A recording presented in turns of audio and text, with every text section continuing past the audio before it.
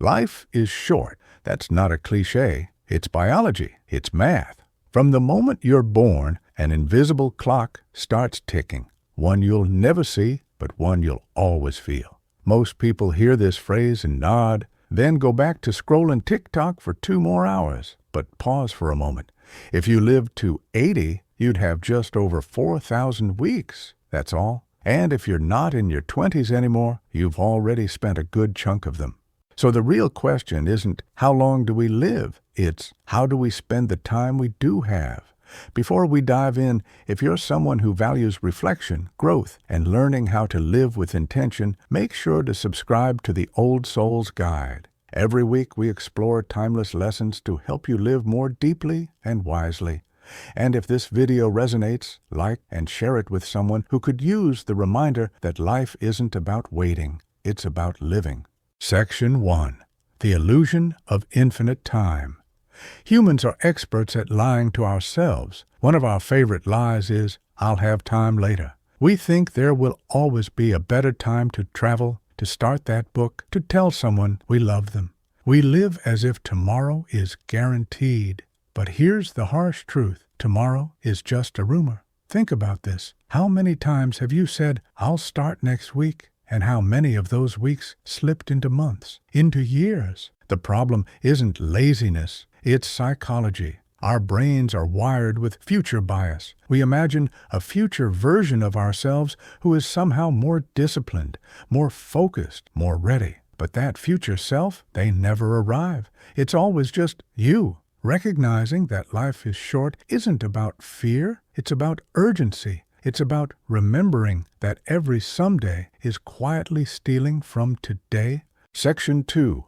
What really matters? So if life is short, what's actually worth spending it on? Philosophers, psychologists, and people at the end of their lives all point to the same things. Not money, not status, not likes, but 3 pillars: relationships, growth, contribution. Let's break them down.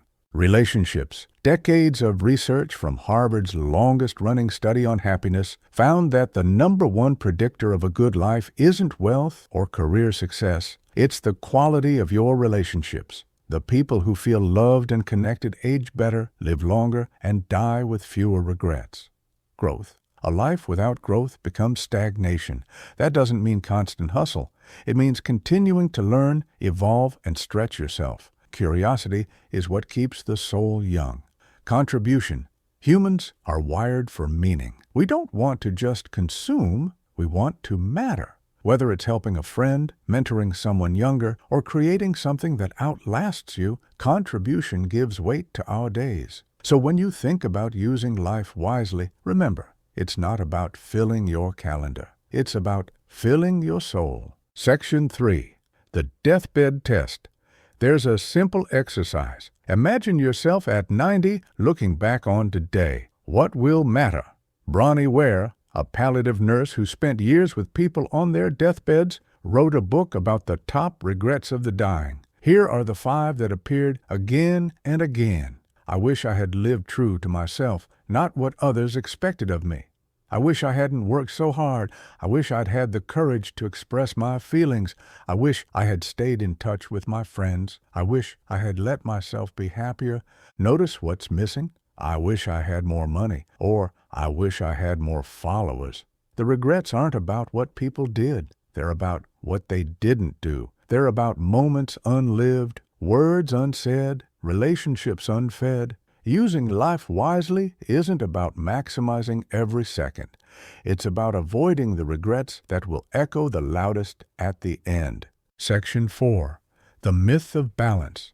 We're told to find balance. Work, relationships, health, hobbies, rest. But balance is a myth. If you try to make everything perfectly balanced, you'll paralyze yourself. Real life is seasonal. There will be seasons of hustle, where work takes more space. There will be seasons of caregiving, where family comes first. There will be seasons of rest, where healing matters more than ambition. The trick is not to chase balance, but to chase alignment. Ask, does how I spend my time today align with what I actually value? If yes, then even imbalance can feel meaningful. If no, then even balance will feel empty. Section 5. Time debt and how to escape it. Think about your schedule like a bank account. Every yes is a withdrawal of time. Every mindless scroll, every meeting that didn't need to exist, every hour lost to procrastination, that's time debt. The problem is, unlike money, you can't make more time. You can only spend what you have. Escaping time debt means setting boundaries. It means saying no more often than yes. It means treating your hours like gold coins you can never earn back. Here's a practical tip. Before you commit to anything, ask yourself, would I still say yes if this thing were happening tomorrow? If the answer is no, it's probably not worth your limited time. Section 6. Depth versus width. Here's another trap. We chase width instead of depth. We collect hobbies, experiences, and acquaintances like trading cards. But don't go deep enough into any of them to create meaning. A wide life looks impressive on Instagram.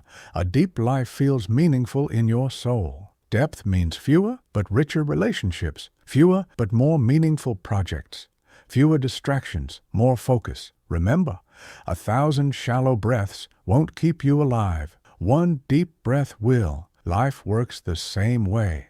Section 7. How to spend your days. Annie Dillard once wrote, "How we spend our days is, of course, how we spend our lives." If you want to use life wisely, zoom in on a single day. Forget the 10-year plan. Forget someday. Ask yourself, who do I want to connect with today? What can I create today? How can I care for my body and mind today? Did I live a day I wouldn't regret if it were my last? Life isn't one big decision. It's a mosaic made of small, ordinary choices. Choose wisely, and those choices will quietly add up to a life worth remembering. Section 8. Mortality as motivation. Talking about death makes people uncomfortable, but ignoring it doesn't make it go away. In fact, remembering mortality can be freeing. The Stoics called it Memento Mori. Remember, you must die.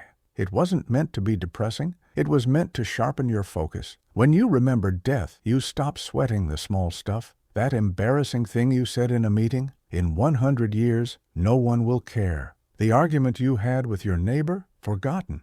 But the love you showed, the art you created, the kindness you offered, those ripple outward. They outlast you. Mortality isn't an enemy. It's a teacher, reminding you, don't wait, live now. Section 9. Practical steps to use life wisely. Let's get practical. Here are some steps to spend your short life wisely. The rule of 3. Each morning, choose 3 things that would make the day meaningful. Do those first. The 80% rule. Don't aim for perfection. Aim for progress. Life isn't an exam. It's an experiment. Digital declutter. Track how much time you spend on screens, then cut it by 20% and spend that time on real life. The connection ritual. Reach out to one person every day. A call, a text, a note. Small gestures compound into deep bonds. The 5-year test. When making a decision, ask, will this matter in 5 years? If yes, invest in it. If no, let it go. Protect your mornings. Start the day with intention, not reaction. That first hour sets the tone for everything else. Say no with purpose. Every no to something meaningless is a yes to something that matters. Section 10. The courage to choose differently. Living wisely often means going against the script society hands you. Society says, chase money, climb ladders, buy more stuff, stay busy. Wisdom says, chase meaning, climb inward, simplify, be present. That takes courage. The courage to look behind sometimes, the courage to walk a slower path, the courage to say, I don't want the life everyone else is living. I want the one that feels true to me. Courage is the secret ingredient. Without it, all the wisdom in the world just stays locked in your head. With it, wisdom becomes action. Section 11. Closing reflection. Life is short, but that's not a tragedy. It's a gift. If life were endless, nothing would matter. Urgency gives life its sweetness. Finiteness gives it focus. So use your short life wisely. Love deeply, learn constantly, give freely. And remember, you don't have to do everything. You just have to do the things that matter. Because in the end, no one measures a life by its length, They measure it by its depth.